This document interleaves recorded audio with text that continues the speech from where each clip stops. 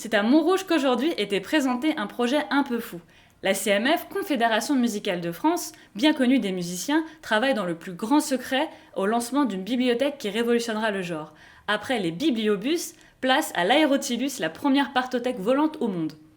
Herman Albert, le fondateur de Babaloon, une start-up spécialisée dans les ballons et dirigeables, s'est en effet associé à la CMF pour imaginer un nouveau modèle de dirigeable abritant une bibliothèque de partitions capable d'apporter des documents dans toute la France.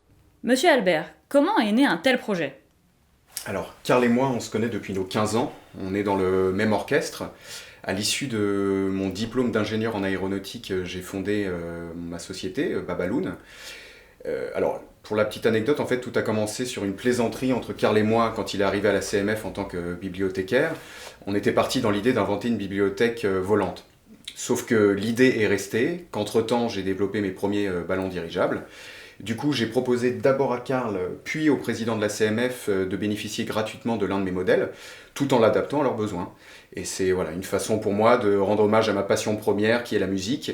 Et c'est aussi un moyen de prouver que les dirigeables, qui sont parfaitement écologiques, seront le futur du transport. Et des bibliothèques, à vrai dire. Aussi.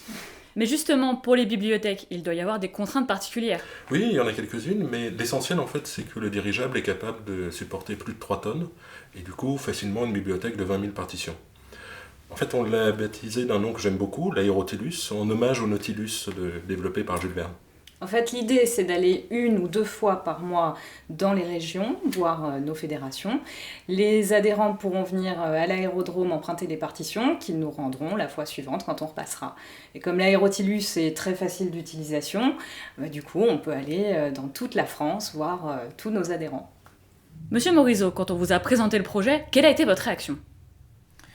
Oui, la CMF s'est lancée dans un nouveau projet qui m'a été présenté il y a quelques temps. Alors certes, au début, j'étais très dubitatif, mais depuis, le projet a avancé.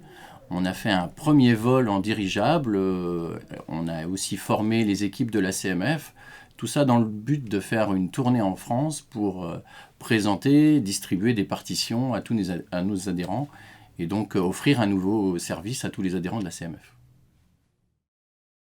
C'est un projet fou, mais dans la musique, il faut viser toujours plus haut.